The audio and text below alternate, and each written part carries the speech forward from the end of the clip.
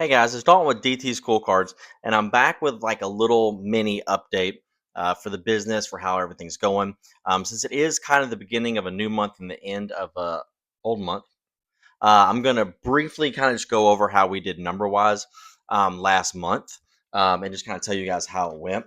Now, remember, anytime we talk about sales, sales does not equal profit, right? And one of the things I really want to help teach you guys when you're looking at any real YouTube, PokeTube, Amazon FBA, whatever the case is, people are always going to bring up the word profit, profit, profit. And yes, profit's a cool word. We love a cool word. We love profit, et cetera, et cetera. But when you're like looking at a P&L or a balance sheet, profit is not really on there. There's so many lines you have until you get there, right? So when I talk about it, I want to do a much better job of talking about it as you would like in the real world, not necessarily like the YouTube world. But so starting off, anytime you talk about sales, you have gross sales and you have net sales, right? Gross sales is going to be before fees, coupons, discounts, taxes, stuff like that, right? So for gross sales, we did 41,963. 13,755 of that coming from TCG Player. That's definitely down month over month, but as I mentioned on my last video, whenever I posted it, I'm definitely taking a step back from TCG Player to focus mainly. Well, I'm going to get to the other platform that I'm going to slowly move to. Um, but TCG Player. My allergies and signs are acting up all of a sudden. And then the big one was our booster box sales or Facebook Marketplace sales, whatever you want to call it. And for that, we did $28,208.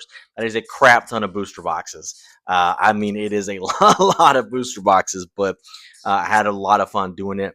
By far, my best month sales wise. And honestly, the crazy thing is, if I didn't run out of product a few times, it could have been even better. I easily could have done. I easily could have done about 45,000 in sales last month. But so that's going to be gross sales, 41,963. Fees, right? It was $2,014. That's TCG player fees. So net sales.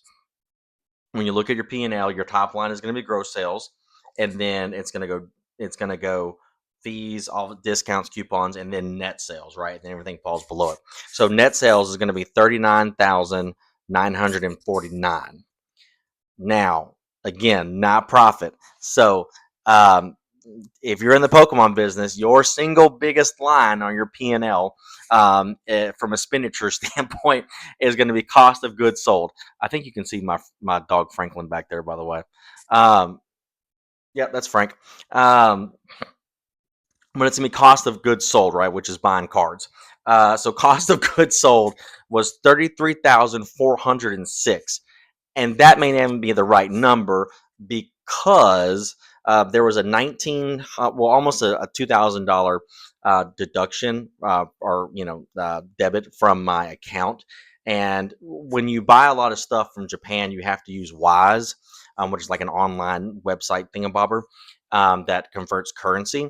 But on there, sometimes I have to take money from one account and move it over because you might be spending five, six, seven, eight, nine, $10,000 at a time, and it has to clear your account before you can get another one.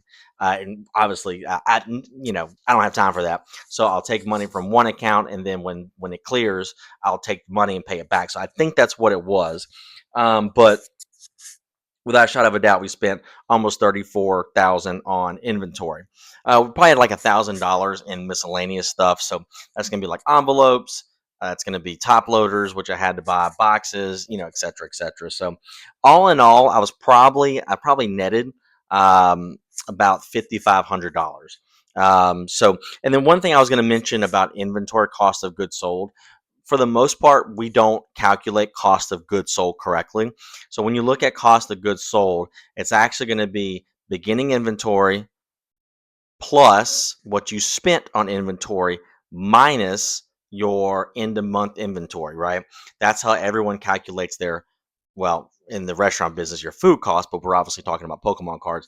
But in the real world, that's how you would actually count your cost of goods sold because you want to take out the money that's on your shelf to get a more accurate number of the products that you use to sell your Pokemon cards, right? So that's how you would technically look at it. Now, how you would do that with how the Pokemon stuff fluctuates up and down, it would be tough. It'd be easier with booster boxes, maybe kind of, but I mean, for singles, heck no. And so that puts the margin, I think about 13 to 15% when I looked at it, which is probably right. That's typically what you have in this business, about 10 to 15%. I will say, as I continue to grow the business, what the big thing I've got to conquer is going to be business to business. Business to business is about half of that. When I do business to business, I shoot anywhere between 5% to 7.5% margin, which is low. But again, this is a volume game. Volume, volume, volume. Cash in, cash out, cash in, cash out. I'm going to try to keep this video as short as possible. So let's go over some things that went well. Chinese, selling a lot of Chinese product. There's a lot of interest in Chinese product, and it makes sense with Japanese going up, up, up, up, up.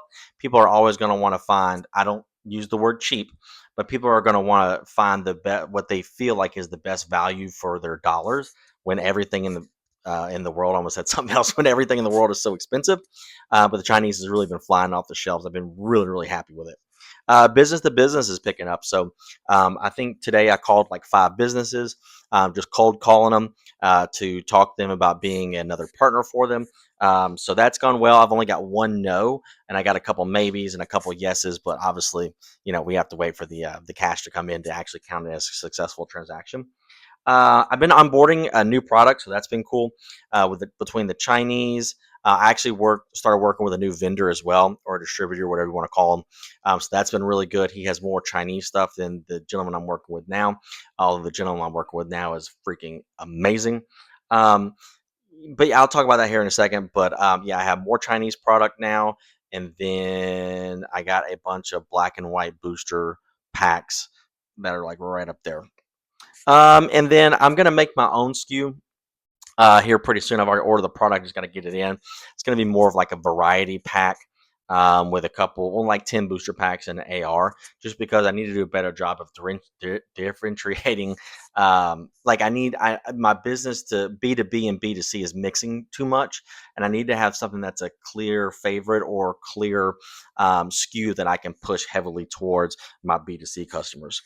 And then, okay, I've already mentioned that. And then things that are not going well, price fluctuations. The price fluctuations are just rough with how everything's going up and going down. Makes it very difficult to keep your price accurate, and then also to figure out like what you actually paid for something. So that's been pretty difficult. And then by extension, prices continue to go up.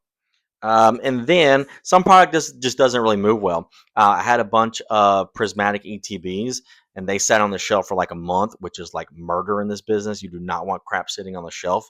Um, it took me a while to move them. I mean, I made money on them, not a lot. I think I probably only made about 2.5% on them, just because I got to the point where I really wanted to sell them.